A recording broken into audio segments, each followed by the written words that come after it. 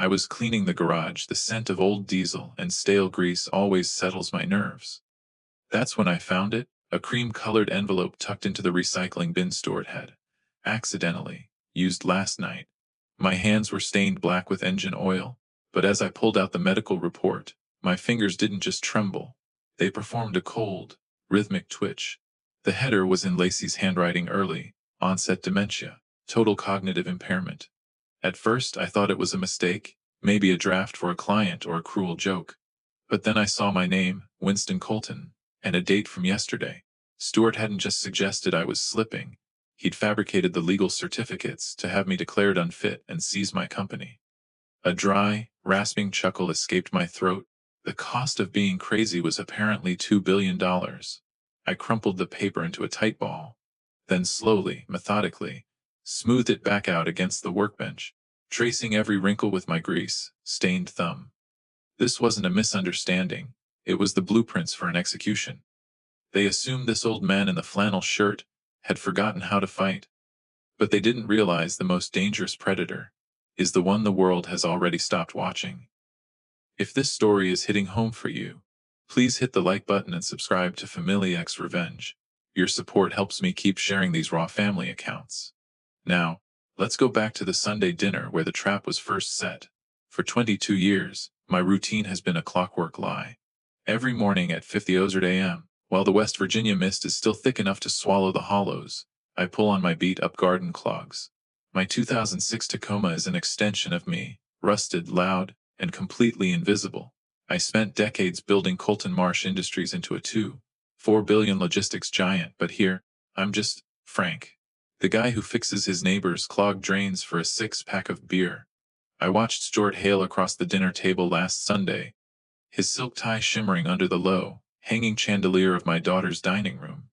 He was holding court, regaling Lacey and Clayton with tales of his consulting firm's latest acquisitions, which I knew for a fact were failing shell companies. I didn't interrupt. I just sat there, my fingernails stained with the morning's mulch, and methodically mapped the twitch in his left eyelid every time he lied. Lacey looked at me with that pitying smile she's worn since her mother died. "Dad, you look exhausted," she said, reaching over to pat my rough hand. Clayton's father was just saying they have a position opening up in the firm's maintenance department. You wouldn't have to work outside anymore. I felt the familiar internal shutdown, the cold, analytical wall rising up as Stuart smirked and tossed a crisp $50 bill onto the tablecloth as a tip for my help with their lawn. I didn't flush with anger. I didn't shout. I simply picked up my silver pocket watch, the one Victor Marsh gave me before he tried to ruin me 30 years ago, and clicked the latch. It's been broken since the day he died, but I wound it anyway. The hollow, dry click of the gears was the only sound in the room for a moment. Stuart thought he was looking at a senile relic, a broken man he could manage into a nursing home. He didn't realize he was actually being audited by the man who owned the chair he was sitting in. After dinner, Stuart cornered me in the kitchen while Lacey was upstairs putting the kids to bed. He didn't waste time with the "poor Frank" act anymore. He pulled a cream-colored envelope from his breast pocket and tapped it against the granite countertop. "You've had a good run, Frank," he said, his voice dropping an octave into something jagged and predatory. "But the fog is setting in. Everyone sees it, even Lacey."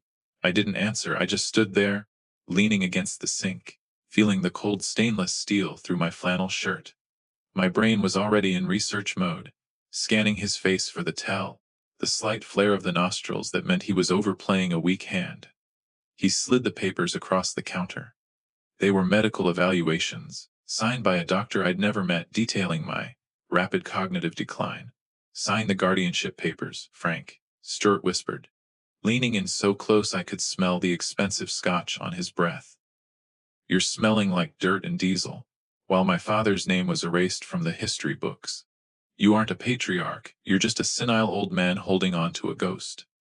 If you don't sign, I'll have Lacey commit you to a state ward by Monday morning." I picked up the envelope.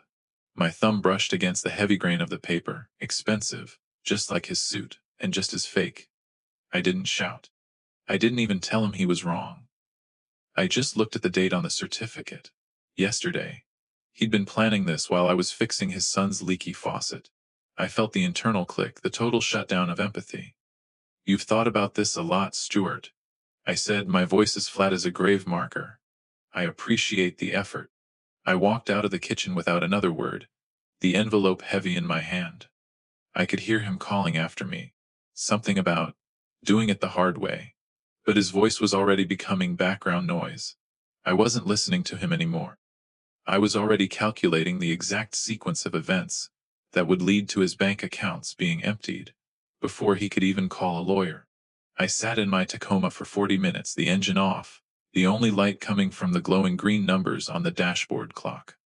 For a second, I actually felt the weight of those guardianship papers. Maybe Stuart was right. Maybe I was just a tired old man playing in the dirt while the world moved on. I gripped the steering wheel so hard the worn leather groaned under my palms, staring at the dark house, where my daughter was currently sleeping. Then the weakness passed, replaced by the familiar, cold hum of calculation. I didn't go into the house. I went to the detached garage, the one with the "keep out" sign that everyone thought was just a grumpy old man's whim. Behind a stack of rusted lawnmower blades and a false plywood wall, I pulled out my workstation, a custom encrypted laptop that cost more than Stuart's Mercedes. I didn't call a lawyer. Lawyers leave paper trails. I opened the back-end servers for Colton Marsh Logistics and began a deep, packet audit of every transaction Stuart Hale had made in the last decade. My eyes burned as I scrolled through thousands of lines of shell company data. I'm not a hacker, but I built the systems these people use to hide their greed. I found it at 30:47 a.m., a recurring payment to a private medical facility in Switzerland. Stuart wasn't just broke, he was hemorrhaging money to keep a secret alive. He was paying for long-term specialized care for a man named Victor Marsh, my old partner, the man the world thought died in a boating accident 30 years ago. I tried to download the patient files, but my hands were shaking so hard I accidentally deleted the temporary cache. I sat back, breathing hard, the blue light of the screen reflecting off my silver pocket watch. I'd missed it. I'd been so focused on being Frank the gardener that I'd let a ghost walk right into my daughter's living room.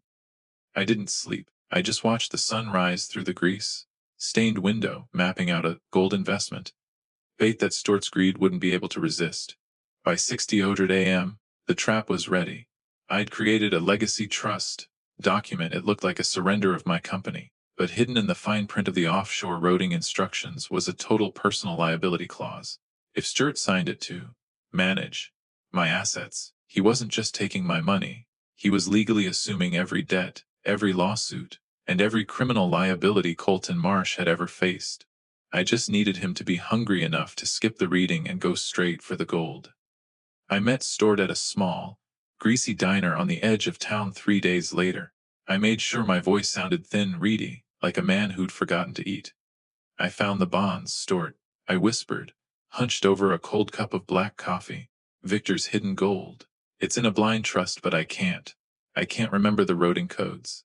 I need you to sign as the managing partner so the bank will release the files." Stuart paused, his eyes narrowing for a split second as he scanned my face for a trap.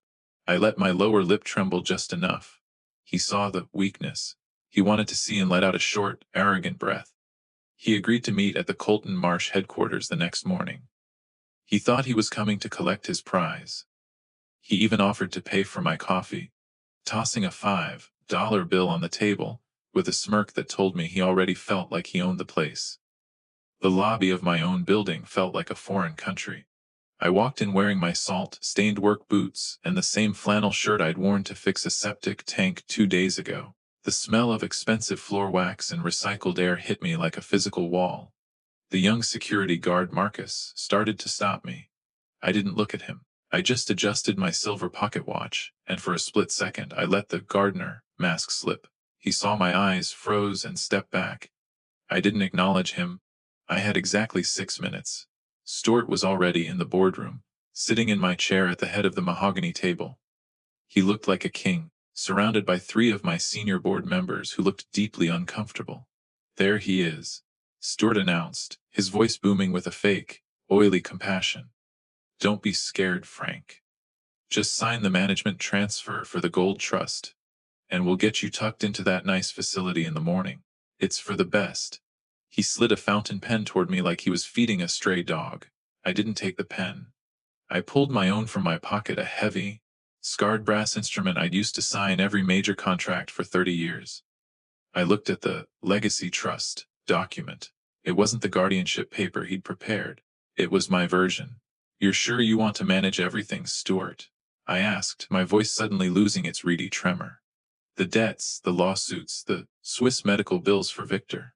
Stuart didn't even blink. He snatched the paper, scribbled his signature with a flourish of pure arrogance, and leaned back. "Every bit of it, Frank. Now give me the codes." I stood up. I didn't shuffle. I didn't look senile. I took off the flannel shirt, revealing the crisp, white dress shirt underneath that I'd tucked into my work pants. The board members stood up in unison, their faces shifting from pity to absolute terror. "The codes are simple, Stuart," I said, my voice echoing off the glass walls like a gunshot.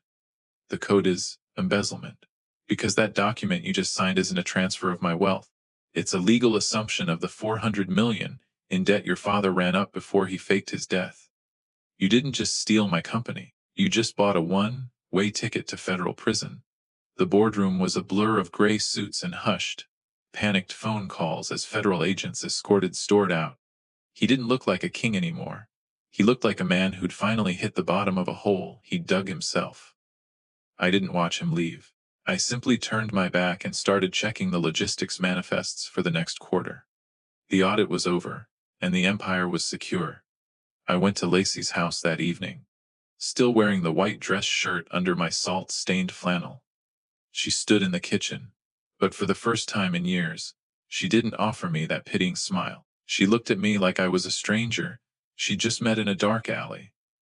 I wanted to tell her I did it to protect her, but the words felt heavy and useless in my throat.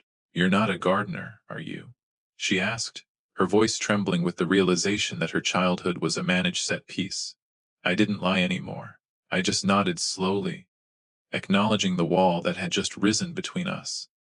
I'd won the company back, but as I watched her start to pack her things, I realized the victory had a tax I hadn't calculated. I'm back in the garage now, sitting on a milk crate as the 50 odors AM mist lifts off the hollow. The Tacoma is idling nearby, puffing white steam into the cold morning air. I pulled the silver pocket watch from my pocket and looked at it one last time. It's still broken, its gears jammed with the dust of 30 years of secrets. I didn't try to wind it today. I just walked over to the grease-stained trash can and let it go with a final, metallic click. The mask is gone, and the weight of the empire is back on my shoulders. I'm still the man in the flannel shirt, but for the first time, I don't have to wonder who's watching.